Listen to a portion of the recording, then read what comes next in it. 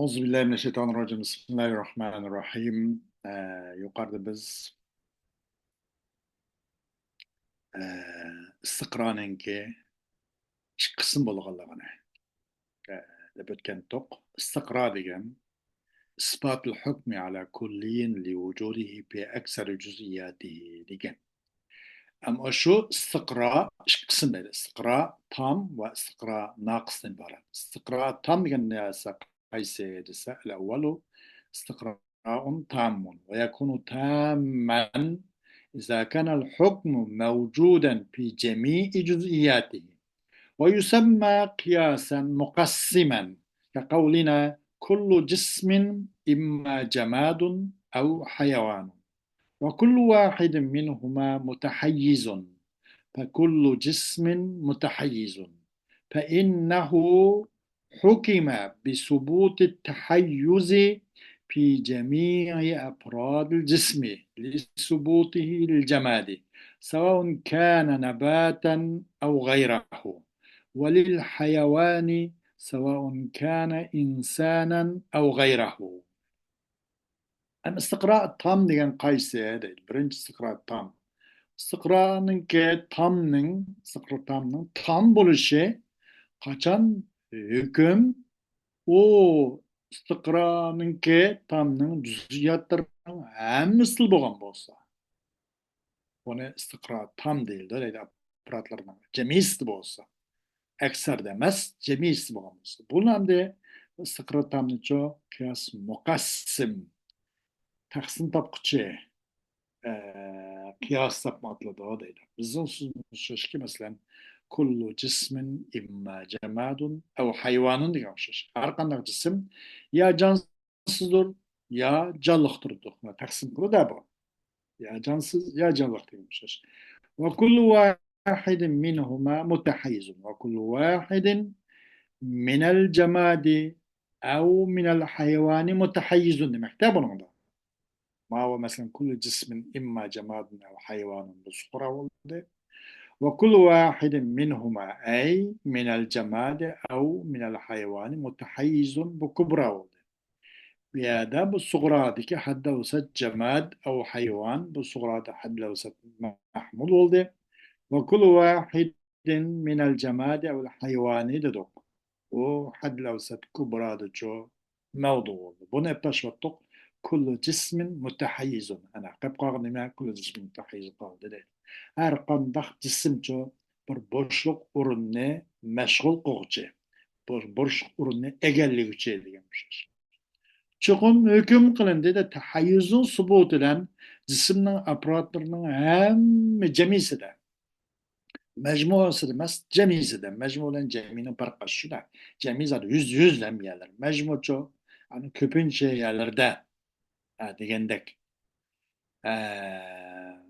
yoki jismning apparatniki aksar degan bo'lsaydi uningki aks bo'lgan bo'ladida jismning apparatining jamisidicho tahayyuzninki subutlan hukm qilindi nima uchun ay tahayyuz sobit bo'lganligini jihatidan jamoat uchun sobit bo'ldi mayli u jamoat o'simlik bo'lsin mayli o'smaydigan tosh to'mirdek tushdek masalan mundaq bir narsa olsun mayli o'sadigan bo'lsin mayli o'smaydigan narsa olsun demak u tahayyuz sobit bo'lganlikni jihatidan jamoat uchun mayli nabat olsun o'sadigan narsa olsun o'smaydigan narsa olsun mayli u nima bo'lsin hayvon uchun bo'lsin u tahayyuzning sobit bo'lganligi uchun hayvon uchun sobit bo'lganligi uchun mayli bu hayvon inson bo'lsin yo insondan boshqa jonliqlar bo'lsin buning uchun bu jismning apparatlarining jamisida tahayyuzning subutlan hukm qilinғашqa kullu jismin mutahayyizun degan natija berildi deydi. Bu istiqro tam deganmish. Istiqro naqis, istiqroun naqisun. استقراء ناقص ويكون ناقصا إذا لم يشمل ذلك الحكم أي الحكم على الكلية في جميع جزئياته بل في أكثرها كقولنا كل حيوان يتحرك تكه الأسفل عند المضغ İkinci istikra, nakıs. Yukarıdaki %100 onunki aparatın cismin aparatın cemisi emas. Bu belkim onun ekseri kılıngan hükümle. Hüküm onun ekserisi da e, ba dep kılıngan hüküm. Bunu bu nakıs istikra nakısın nakıs buluşu Açaniki özcanmısa aş hüküm, aş kulli bulgan hüküm cüziyatın hemmisi özcanmı da. Belki buna ekserisi de bolu da köpünçelerde. Her kadına hayvan özün ço tevenki cavogını medirtudu. Her kadına hayvan medraydo ya taharak var. Her kadına hayvan medraydo. كل حيوان يتحرك فكه الأسفل عند المضغ عرقندق hayvan медрайду hayvanның астыңғы жауығы бір нәрсені чайнаған чағдар жоқ қалпақсақ әмі нәрсе асасын шunda екен зады адамдан башлап әмі нәрсені алайлы тәуәнге жап немесе біз көгерлам hayvanatla asasan оның астыңғы жауығы bir нәрсе yegende ішкенде астыңғы жауығы медрайды екен فالحيوان كلي حكم عليه بثبوت تحرك الفك الأسفل عند المضغ وذلك لأننا استقرأنا استقرأنا أكثر جزئيات الحيوان من الإنسان والفرس والبقر وغيرها ووجدنا أن فكها الأسفل يتحرك عند المضغ فحكمنا بأن كل حيوان يتحرك فكه الأسفل عند المضغ مع أنه غير ثابت لبعض أفراد الحيوان فإن التمساح نوع منه مع أنه لا يحرك فكه الأسفل عند المضغ بل يحرك فكه الأعلى استقراء ناقص كان مشو ده مثلا حيوان سك حيوان كل حيوان يتحرك فكه الأسفل من عند المضغ ده بيدا قند خلده hüküm kulliga aş hükümçü kullinizi şamil olmaz da cüziyatlarının hemmisi de kullinizi sabit oldu. Belki küpünüz oldu.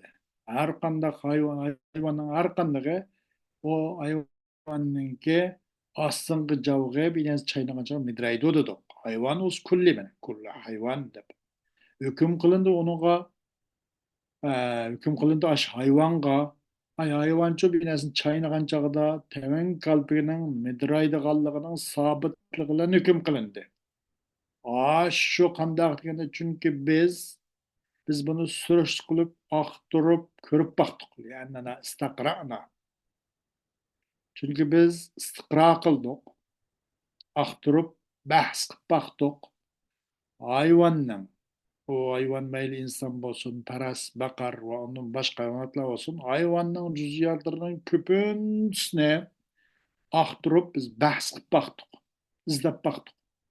Taptık biz hakikaten o hayvanın çoğu tevenki cavığı binasını çaynagan cağı çoğu medraydı eken. Köpünsüne. Hüküm kıldık biz. Şununla çokum her kandaq hayvan onunki aslı cavığı binasını çaynagan cağı medraydı dep hüküm kıldık. Şundaq turuk ki o hüküm sabit emaskende hayvanın aparatının bazısiga tahallup bulgan, qarşı kılgan bazı bakan bu hüküm gerek. Mesela kandaq çokum timsah bir hayvandan bir partisi, hayvanın nevisi. Şundaq turuluk ki o timsahçı özünki teven kalpigine, tevenki cavugine bir nesini çaynagan çağda midratmayken masın bu değil. Belki midratırken bizden bel yuharriku pekkehul a'la. Bizim yukarı cavugını midratırken. Benim manada medak şu hüküm için tahallup bu kaldı ama yıkılap kop kaldı hükümge. Onun aparatının hemmisi de bağımlı hüküm. Belki aparatınki Nämis näde boldy? Ekseriyeti boldy. Muşundaq boldy. Bunun üzerinde patladı degen istikra naqs diýildi. O diýdi. Bugünkü dersimiz müşkeje boptu olsun. Bu ders hala mürekkepde kıldı. Allah halisa aldınız. Hep de okşularımız inşallah. Ve ahiru davana. Elhamdülillah.